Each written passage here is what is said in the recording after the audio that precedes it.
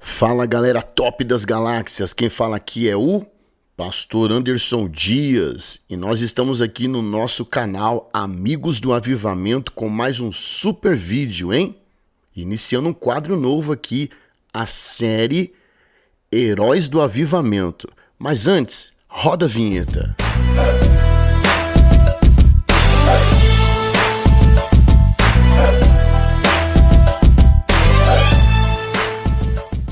Estamos de volta aqui no nosso canal abençoado e eu gostaria de pedir que você estivesse curtindo esse nosso vídeo aqui, não se esqueça disso, se inscrevendo no nosso canal, que é muito importante, ativando as notificações aí para que sempre quando chegar um vídeo você ser avisado. E não esqueça de compartilhar esse vídeo para o máximo possível de pessoas, tá bom? Tamo junto, não esqueça do like aí também, que é muito importante. Tamo junto e vamos embora. Os Moravianos. Uma história de amor a Deus.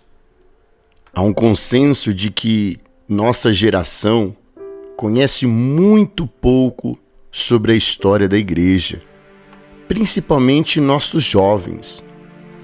Talvez por isso tenhamos tantos orgulhos denominacionais e divisão dentro do corpo de Cristo, pois nós desprezamos nosso passado, que tem muito a nos ensinar. Isso afeta nosso futuro e presente, fazendo com que tropecemos no serviço que o Senhor Jesus nos confiou aqui.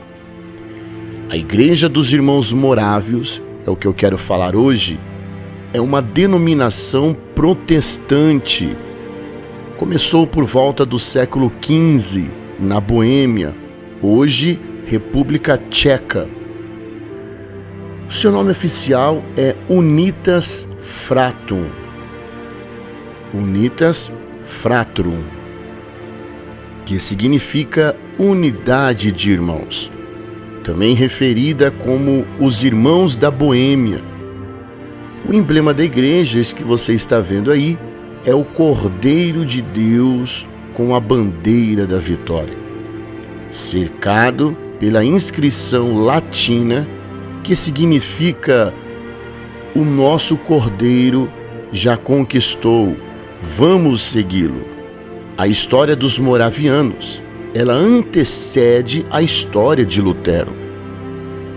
Esses cristãos tchecos foram os seguidores do mártir Joe Hus, um reformador antes da reforma. Ele foi martirizado em 6 de julho de 1415.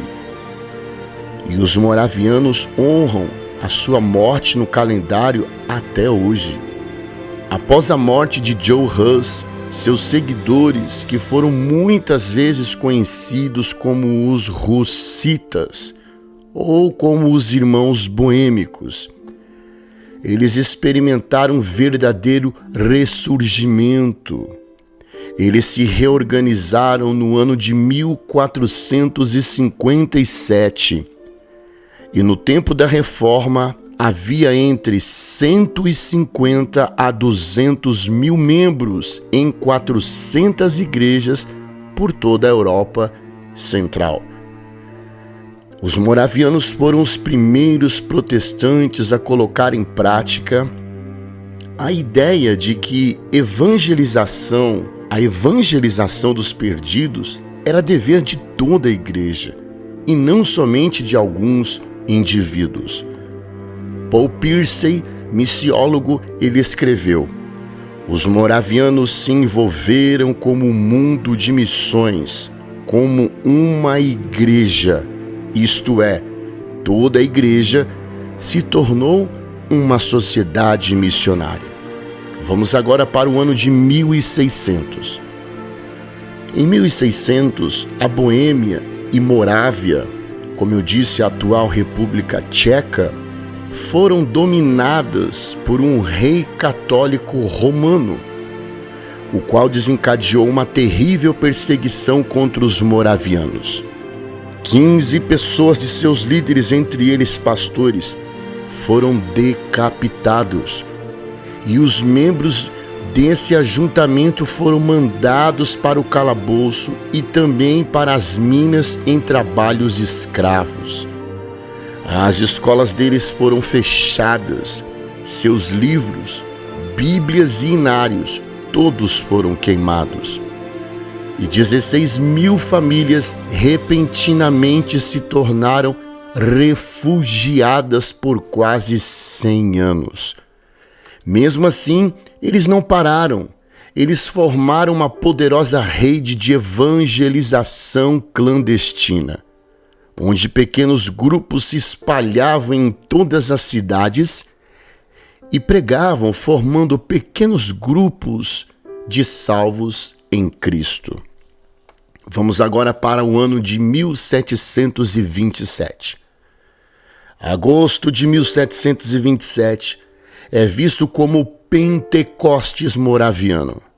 Zinzendorf disse que 13 de agosto foi o dia do derramamento do Espírito Santo à congregação.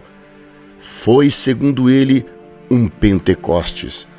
Veja que tremendo é o avivamento que estava entre os moravianos. Homens genuinamente lavados pelo Espírito e desejosos de Deus a cada vez mais. Dentro de 2 semanas do derramamento, 24 homens e 24 mulheres aliançaram-se para orar a intercessão pela hora, ou seja, orações a cada hora do dia. Tal vigília de oração tinha duração de 24 horas por dia, 7 dias por semana, 365 dias por ano. Esse compromisso pode ser demonstrado por uma estatística muito simples, e eu quero te mostrar aqui. Normalmente, quando se trata de missões mundiais, a laicidade protestante para uma relação missionária, ela é entre 5.000 por 1. 5.000 por 1. Porém, com os moravianos, esta proporção aumentou para 60 por 1. Olha que interessante. O ministério moraviano era diariamente regado com oração, conhecida como a oração 24 por 7. 24 horas de oração em 7 dias consecutivos. Esta vigília que mencionamos teve a duração de 100 anos. Isso mesmo que você ouviu, 100 anos. Certa vez foi feita a seguinte pergunta a um moraviano: o que significa ser moraviano? E ele respondeu que ser um moraviano e promover a causa global de Cristo são a mesma coisa. Preste atenção nessa história que eu vou te contar aqui agora.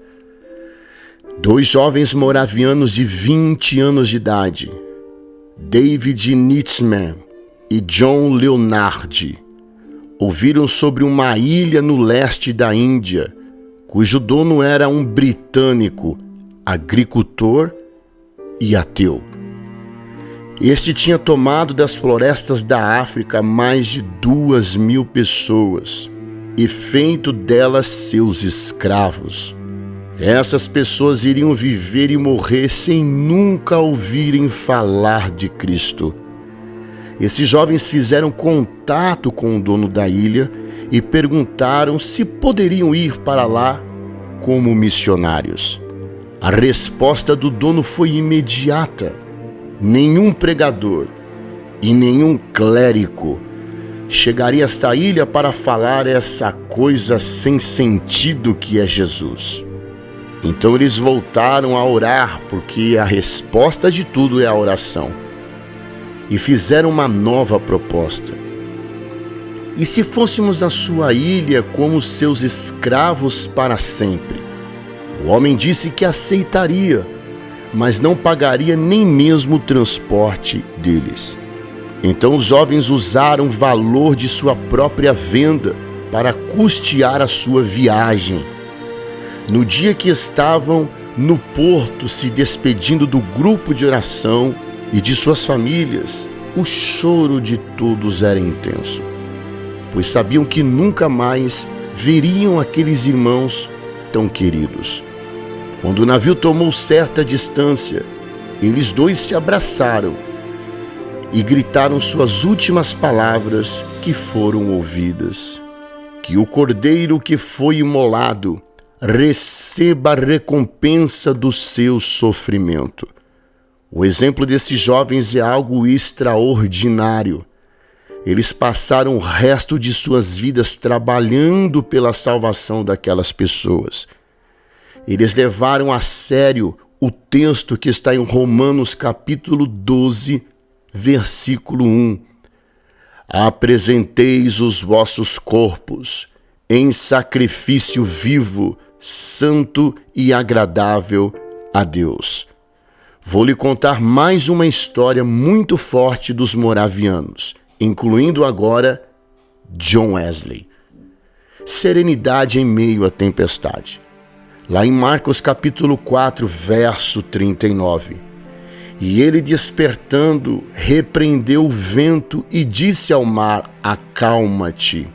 O vento se aquietou e fez-se grande bonança. A viagem do navio The Symons, da Inglaterra para os Estados Unidos, transcorria tudo normalmente. A bordo estavam 80 colonos ingleses e 26 cristãos morávios, bem como os irmãos John Wesley e Charles Wesley. Os morávios praticavam uma forma simples e abnegada de cristianismo. John Wesley ficou impressionado com sua alegria radiante e a devoção profunda que eles tinham. Não se ofendiam quando eram maltratados, nem respondiam a qualquer palavra rude que lhes fosse dirigida. No início da manhã de domingo de 25 de janeiro de 1736, John Wesley se uniu aos morávios em seu devocional. De repente, nas palavras do próprio John Wesley, ele disse: o mar invadiu, quebrou a vela principal em pedaços e cobriu o navio. Enquanto a água derramava entre o tombadilho, como se o grande abismo houvesse nos tragado, gritos terríveis começaram entre os ingleses. Os morávios, com toda a calma, continuaram a cantar e louvar o nome de Jesus. Depois que passou aquela tempestade, John Wesley perguntou para um deles: você ficou com medo? E ele respondeu: graças a Deus, não. Então John Wesley, não acreditando naquilo, indagou mais uma vez: mas suas mulheres e crianças, eles não ficaram com medo? Ao que ele explicou mansamente: não, nossas mulheres e crianças não tiveram medo de morrer. John Wesley era um grande ministro ordenado e um grande missionário, mas ele reconheceu que ainda lhe faltava a espiritualidade prática profunda que os moravianos tinham. Eu sinto a presença de Jesus aqui. Deus seja louvado. Como eles tinham uma confiança tão forte em Deus, ao ponto de permanecer absolutamente calmos durante uma tempestade que ameaçava lhes tirar a vida. Esse acontecimento provocou mudanças significativas na vida espiritual do ministro, na vida espiritual do ministério de John Wesley. Mais tarde, quando chegaram à terra, o pregador morávio Spangenbergen perguntou a John Wesley: você conhece a Jesus Cristo, pregador? Esta pergunta perturbou durante os 2 anos seguintes da sua vida. De regresso à Inglaterra, John Wesley procurou o pregador morável Peter Bunler, que lhe deu o célebre conselho: pregue a fé. Conseguir tê-la. Repetindo, pregue a fé até conseguir tê-la. E depois, porque já a tem, pregue a fé. Eu quero terminar com um texto muito forte em Hebreus capítulo 11, o verso 1 e 2. Ora, a fé é o firme fundamento das coisas que se esperam e a prova das coisas que não se veem, porque por elas os antigos alcançaram bom testemunho. Deus te abençoe, Deus seja louvado. Shalom.